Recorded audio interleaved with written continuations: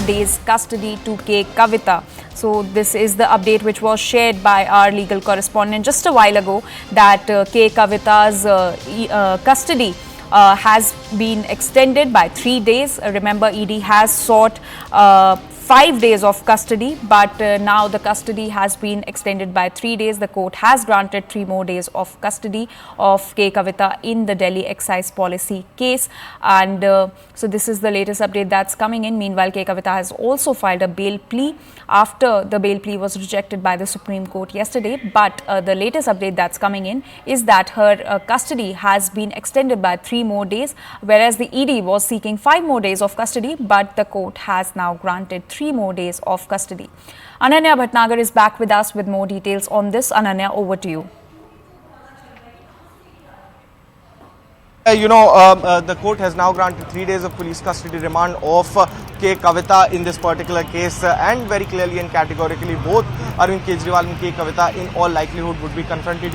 I have with me Yash as well, who had been with me in the court. He saw K. Kavitha coming in. What did she had to say when she was speaking to the media while she was coming to the court? Well, once she entered, the main line she took was that this entire thing is fabricated and she's being targeted. And in fact, it's not just the K. Kavitha, but be it Arvind Kejriwal, be it other leaders of the opposition party, they have all been levying the charge of vendetta politics, and that is why this entire case becomes very interesting, because on the one hand, as we know that these are all leaders who are being questioned and interrogated as part of the alleged scam which took place in Delhi's excise policy, and since now K. Kavitha has also been sent to 3 days further custody. Now, in all likelihood, as we were discussing also, that now Kejriwal and K. Kavitha could be confronted, because that was the main, now that is actually the main thing in front of the agency, because in the remand note, as you accessed for CNN News 18, we saw that how it was said that the kickbacks were arranged by the South lobby, and in fact out of the entire 100 crore amount, 50 crore was basically arranged by the BRS MLC K. Kavitha. So now this will be interesting, and in fact this only indicates to one thing, that ED has hold of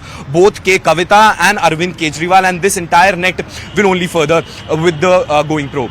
But yes, though the politics is playing up in this case, but the courts have come down heavily. Again, when it comes to Arvind Kejriwal, it constantly been saying that, this arrest is illegal. BRS MLC K. Kavitha also going on to say the same thing. The opposition gripping the guns at, in fact, the BJP of being the shadow for the enforcement directorate. But when we see the courts, they are giving remands. They are not granting bail when it comes to Manish Sisodia or any other leader, Sanjay Singh.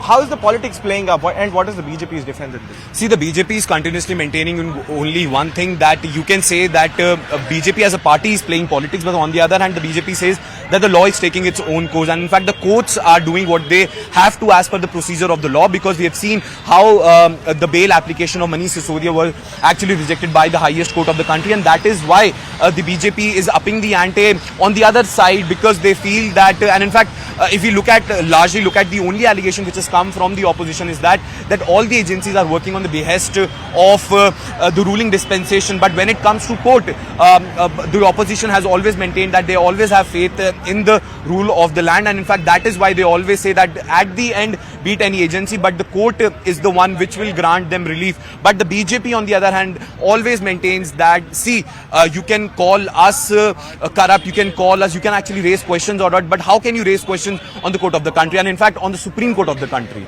Well, definitely. In fact, the Supreme Court was the one which had said that the tentative money trail of over 300 crores in this particular excise policy scam case, which has become the war ground when it comes to the BJP versus the opposition, and definitely the Supreme Court has come down very, very heavily at some point of time, and Supreme Court has very clearly stated that tentatively a money trail has been established. In fact, when Arvind Kejriwal was also in fact produced yesterday, the court felt that his remand is actually necessary in this particular case. Anjali.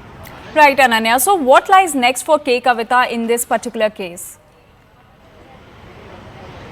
Well, K. Kavitha, will be there in ED's custody for the next 3 days. She will be confronted with various data. Remember that the electronic data has already been, decentralized, and that would also be, in fact, she will be confronted with that data, the mobile data. In fact, she was also confronted in the last 7 days with a forensic report of 2023, May 2023 to be precise, wherein it was clear that various data was deleted from that particular phone. Formatting was actually tried, which is basically a tampering of the evidence. So how much of it does it play up against K. Kavitha and the other leaders involved in this particular case? Because Manish Sisodia and Sanjay Singh are already in jail. Manish Sisodia has already, got setbacks again and again. The Supreme Court first rejecting his bail, then he filing for a review, that is also rejected. Then he filed the curative, that is also rejected, and finally he has to come back to the trial court alleging that there is a delay in the trial. But the Enforcement Directorate has maintained that since Arvind Kejriwal had been skipping those summons, the investigation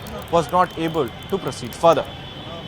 All right, so that's the latest update that's coming in as far as the Delhi excise policy is concerned, that the custody of K. Kavitha has been extended by 3 more days. Ananya Bhatnagar and Yash continues to stay with us on the story. Yash, if I ask you, can you tell us the details of the remand note that was submitted by the ED yesterday, which was related to Arvind Kejriwal's role in this whole matter?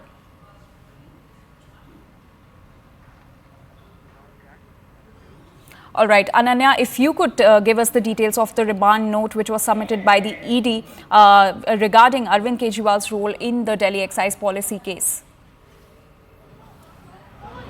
Well, yes, Arvind Kejriwal, has been in fact stated to be one of the major kingpins in this particular case, but very clearly and categorically stated by the Enforcement Directorate that this whole excise policy was actually changed so that Goa elections could actually be funded, and a money trail of 45 crores has been established as what the ED actually claims.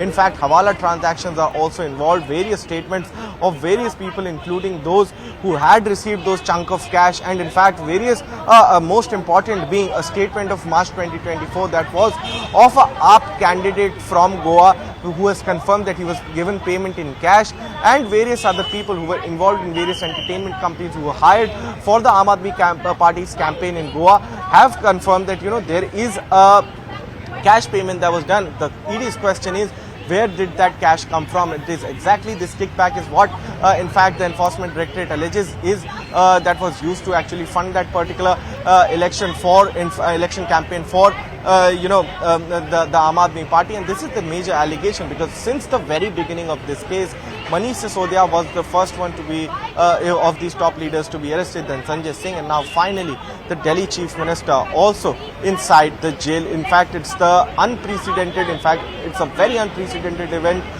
in the Indian history, that first time ever a sitting